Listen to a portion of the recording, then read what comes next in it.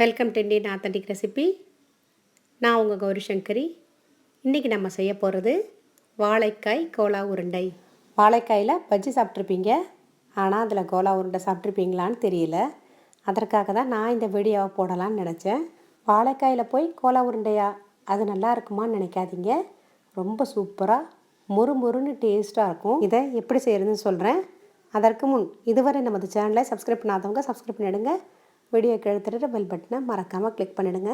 இதை செய்கிறதுக்கு நான் 2 வாழைக்காய் எடுத்திருக்கேன். வாழைக்காயோட காம்பு பகுதியையும் பின் பகுதியையும் கட் பண்ணிடணும். அதை இப்போது 2ஆக கட் பண்ணிக்கணும். கடலை மாவு 100 கிராம், அரிசி மாவு 2 டீஸ்பூன், ஒரு பெரிய வெங்காயத்தை எடுத்து நல்லா பொடியாக கட் பண்ணி வச்சுக்கணும். அதே போல் 2 பச்சை மிளகாவையும் நல்லா பொடிசாக கட் பண்ணிக்கணும். இஞ்சி பூண்டு paste 1 teaspoon, சோம்புத்தூள் 1/2 spoon, garam masala 1/2 teaspoon, 1 spoon மிளகாய்த்தூள், 1/4 ஸ்பூன் மஞ்சத்தூள், 1/2 டீஸ்பூன் உப்பு, கருவேப்பிலை, கொத்தமல்லி, புதினா.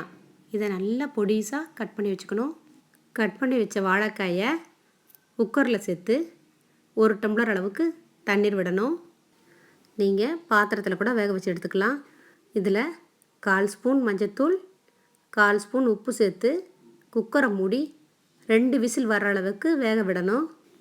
பேனில் வேக வச்சிங்கன்னா 10லேருந்து 15 நிமிஷம் நல்லா வேக வச்சு எடுத்துக்கோங்க. நல்லா வெந்துடுச்சு. ஆறிய பிறகு அதனுடைய தோலை உரிச்சிட்டு எடுத்துக்கலாம். வெளியே மழையும் குளிருமா இருக்கிற இந்த நேரத்தில் ஈவினிங் டீ டைம் ஸ்நாக்ஸாக பசங்களுக்கு இதை செய்து கொடுக்கலாம். எப்போவும் வாழைக்காயில் பஜ்ஜி தான் செய்து கொடுத்துருப்பீங்க. ஒரு முறை இந்த கோலா உருண்டையை செய்து கொடுங்க. வீட்டில் இருக்கிற சின்னவங்கள்லேருந்து பெரியவங்க வரைக்கும் விரும்பி சாப்பிடுவாங்க. வேக வச்சு தோல் உரித்து எடுத்த வாழைக்காயை சின்ன சின்ன பீசஸாக கட் பண்ணி மிக்சியில் சேர்த்து நல்லா அரைச்சி எடுத்துக்கலாம். தண்ணி விடாமல் அரைங்க. நல்லா நைஸ் பேஸ்ட்டாக அரைச்சி எடுத்த வாழைக்காயில் இப்போ நம்ம எல்லா பொருட்களையும் 1 பை 1ஆக சேர்த்துக்கணும். கடலை மாவு, அரிசி மாவு, மிளகாய்த்தூள், மஞ்சத்தூள், உப்பு சேர்த்துக்கலாம். சோம்புத்தூளும் கரம் மசாலாவையும் சேர்த்துக்கலாம். நல்ல பொடியாக நறுக்கி வச்ச வெங்காயம் 1 கப் அளவு சேர்த்துக்கலாம். கட் பண்ணி வச்ச பச்சை மிளகாவையும் சேர்த்துக்கணும். இஞ்சி பூண்டு பேஸ்ட் 1 ஸ்பூன் அளவு சேர்த்துக்கணும். நல்லா கட் பண்ணி வச்ச கருவேப்பிலை, கொத்தமல்லி, புதினாவை சேர்த்துக்கலாம். இப்போது எல்லாத்தையும் ஒன்றா நல்லா கலந்து பிசைஞ்சு விடணும். தண்ணி விட வேண்டாம். முதல்ல நல்லா பிசைஞ்சிருங்க. தேவைப்பட்டால் தண்ணீரை தெளித்து பிசைங்க.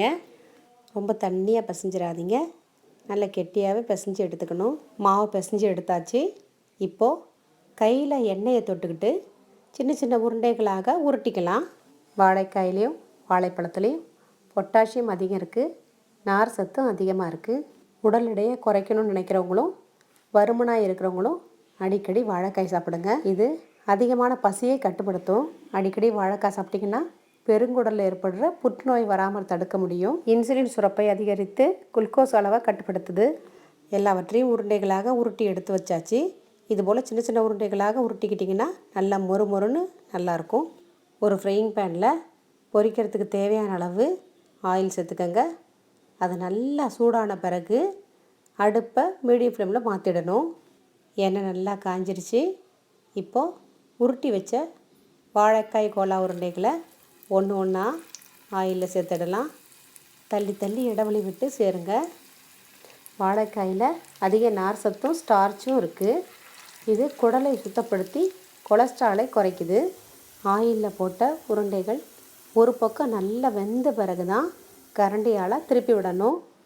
உடையாமல் அப்படியே மெதுவாக திருப்பி விடணும். இன்னொரு பக்கமும் நல்லா வறுபடணும்.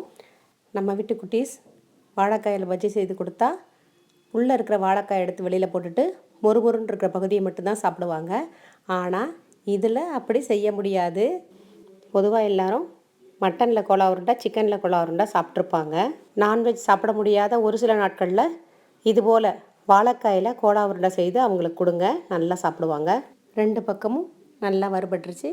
இப்போ எடுத்துடலாம். இதை எடுத்து தட்டில் போடுற சவுண்ட்லேயே எவ்வளோ கிறிஸ்பியாக வந்திருக்குன்றதை நீங்கள் தெரிஞ்சுக்கலாம். வாழைக்காயே வேண்டாம் சாப்பிட மாட்டேன்னு சொல்கிறவங்க கூட இதை செய்து கொடுத்தீங்கன்னா நல்லா சாப்பிடுவாங்க. சூடாக செய்து இதை ஸ்நாக்ஸாகவும் சாப்பிடலாம், சாப்பாட்டிற்கு சைடிஷாகவும் சேர்த்து வச்சு சாப்பிடலாம். ரொம்ப நல்லாயிருக்கும். இதை நீங்களும் ட்ரை பண்ணி பார்த்துட்டு எப்படி இருக்குன்னு சொல்லுங்கள். நன்றி.